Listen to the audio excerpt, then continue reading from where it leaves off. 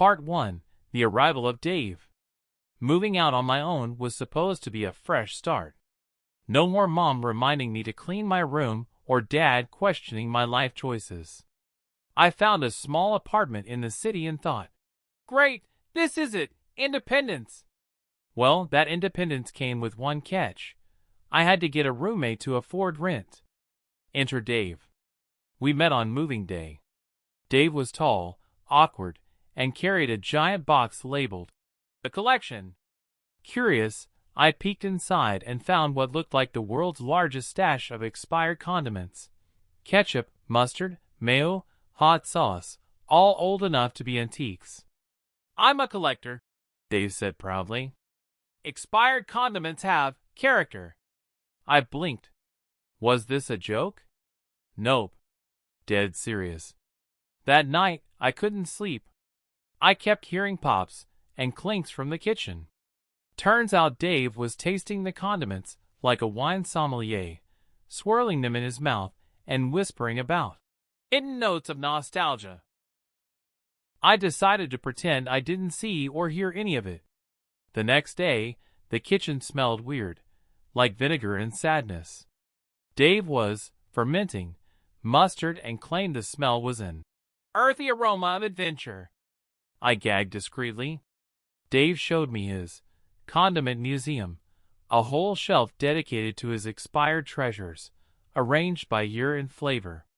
By the end of the day, I realized this wasn't going to be a normal roommate situation. And honestly, I wasn't sure if I'd survive it. Part 2. Midnight Mayhem. Living with Dave was quickly becoming a full-time adventure. The first week was just about his condiment obsession, but then came the midnight kitchen raids. At exactly 2:13 a.m. every night, I'd be jolted awake by strange noises. Pots banging, drawers sliding, and the unmistakable hum of the microwave turning on. One night, curiosity got the better of me. I tiptoed to the kitchen and caught Dave standing in front of the microwave, with a frozen pizza still in the plastic wrapper. "Dave, you can't microwave that with the plastic on." He gave me a look like I'd just ruined his life. "It's an ancient technique. The plastic traps the heat and makes the crust crispier." I stared. "That's not how physics works." He shrugged and hit start anyway. The smell of melting plastic filled the apartment. I opened all the windows, but Dave just smiled proudly. "I call this culinary innovation." I quietly retreated back to my room and invested in a pair of earplugs. That was just the start. Part 3. The Shower Concerts. If Dave's condiment obsession and midnight cooking experiments weren't enough, then the mornings introduced a new kind of chaos: his shower concerts. Dave sang like he was auditioning for Broadway, full throttle, belting out show tunes, pop songs, and sometimes original compositions that were, let's say, unique. At 6 a.m. every morning. One day, I woke up to the unmistakable sound of "Don't Rain on My Parade" echoing through the thin apartment walls. My cat bolted under the bed, clearly traumatized. "Dave!" I shouted through the bathroom door. "Could you maybe sing a little quieter?" He laughed. "But this is my sunrise aria." I sighed and invested in earplugs that day too. The neighbors probably think we're running a one-man musical theater. Part 4. The Mystery Smell and the Science Experiment Gone Wrong. Just when I thought Dave's antics had hit their peak, something new arrived: the mystery smell. It started on a lazy Saturday afternoon. I was binge-watching my favorite show when suddenly the apartment filled with a thick, pungent odor. It was like someone had opened a bottle of vinegar and forgotten about it for a year, or maybe 100. I wrinkled my nose and called out, "Dave? Did you do something science-wise in the kitchen again?" From behind the closed pantry door came a muffled, "Baby!" Curious and a little scared, I tiptoed over and peeked inside. What I saw looked like a chemistry lab had exploded. Jars and containers everywhere, some with bubbling, frothy liquid inside.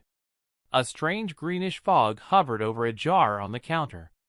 "What the hell is going on?" I asked, waving my hand in front of my nose. Dave grinned, like a mad scientist proud of his creation. "Ah, you've discovered my latest experiment, mustard fermentation." "Mustard fermentation?" I repeated, already regretting the question. "Yes. It's an ancient technique. The bacteria work magic over time, creating an earthy aroma of adventure." I gagged silently. He held up the jar triumphantly. "This baby has been fermenting for exactly 17 days. Just wait until you smell the bouquet." I didn't wait. I opened every window, sprayed air freshener like it was a fire extinguisher, and considered calling the hazmat team. Part 5. The Potato Juggling Party Disaster. By the time we decided to throw a small party, I thought I had a handle on Dave's eccentricities. But boy, was I wrong. The plan was simple: invite a few friends over, have some drinks, order pizza, and chill. What could possibly go wrong? Well, everything when Dave announced he was going to teach everyone how to juggle. Not just any juggling. Potato juggling. That morning, Dave had stormed into the kitchen like a man on a mission, lugging in a bag of potatoes he claimed were perfectly balanced for the art of juggling. He lined them up like little golden orbs, explaining their weight, shape, and potato potential, with the seriousness of a sommelier describing a rare vintage wine. When the guests arrived, they were amused and slightly wary. Dave gave an impassioned speech about how juggling potatoes combined skill, focus, and a spiritual connection to the earth. Everyone laughed and figured it was just another quirky Dave thing. The lesson began with Dave effortlessly tossing 3 potatoes into the air, catching them with surprising grace. Encouraged, each guest tried to copy him. Most caught 1 or 2, some dropped them, and a few gave up immediately. Then disaster struck. One rogue potato flew wildly off course, sailing across the room, and smacked right into my brand new rug. The potatoes survived with just a tiny dent. The rug? Not so lucky.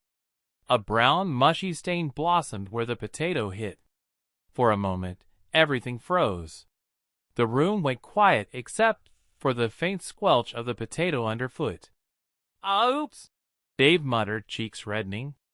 I tried to laugh it off, but inside I was cringing. My favorite rug, ruined by a potato. Dave, ever the optimist, tried to lighten the mood. "Hey, now your rug has character. Stories to tell. It's like a badge of honor." I wasn't buying it. The rest of the night was filled with attempts to clean the stain, awkward jokes about potato warfare, and a lot of careful stepping around the damaged spot. As my guests left, I realized something. Living with Dave might be chaotic, but it was never boring. And I'd better get used to the unexpected. Part 6. The Great Escape Plan and Realizations. Months had passed since that infamous potato juggling party. The mustard experiments were thankfully retired. The midnight microwave fiascos slowed down, and the shower concerts, well, those continued, but Muffin the cat had at least adjusted by hiding under the couch instead of disappearing entirely. One evening, as I sat on the slightly stained couch sipping tea, I stared at the chaos around me: the condiment museum, the dented rug, the microwave with a permanent plastic smell, and, of course, Dave humming show tunes in the background. I had reached my breaking point. Maybe I needed a plan, an escape plan. I started browsing online for new apartments, imagining a peaceful, condiment-free life. Maybe a hamster as a roommate would be better. Definitely less singing. But then Dave called out from the kitchen. "Hey! Wanna try my new vintage ketchup? It's from 2011. I promise it's safe." I sighed and smiled. Despite everything, there was something about Dave's quirky, chaotic energy that made this apartment feel like home.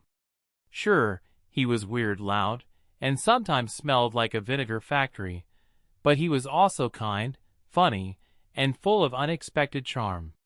That night, I realized that life was messy, and sometimes that messiness was exactly what made it worthwhile.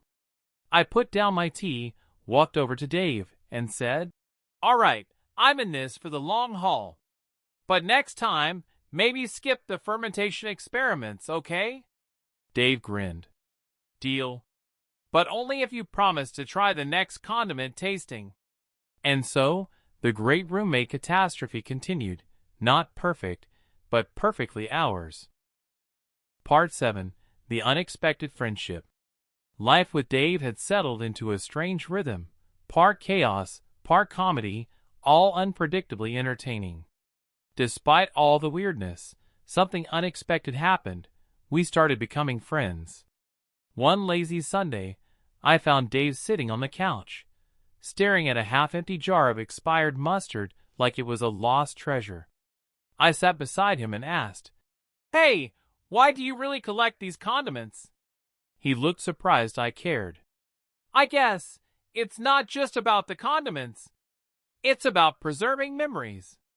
Each jar reminds me of a moment, a place, a person. Like a time capsule." That hit me harder than I expected. Suddenly, the weird collection made sense. We started hanging out more, watching movies, though he still sang along loudly, cooking, mostly microwave disasters, and even gaming late into the night. Dave wasn't just a weirdo roommate anymore. He was a friend. The kind you don't expect but really need. Part 8. The Great Roommate Epilogue. Eventually, our lease came up for renewal. I thought long and hard about moving out, searching for a quieter, more normal place. But the thought felt wrong. Could I really leave the chaos behind? On moving day, I packed my things, and Dave was surprisingly quiet. "I'll miss this place," he said softly. "And I'll miss you." I smiled, realizing how much this crazy roommate had changed my life. We found a new apartment together, bigger, better, with more space for the condiment museum and fewer midnight microwave experiments, hopefully. As we unloaded boxes, Dave handed me a jar labeled Grand Finale, a ketchup he'd been saving for months. "To new adventures," he said. "To friendship, chaos, and everything in between," I replied. Sometimes, the messiest chapters make the best stories. And this was ours.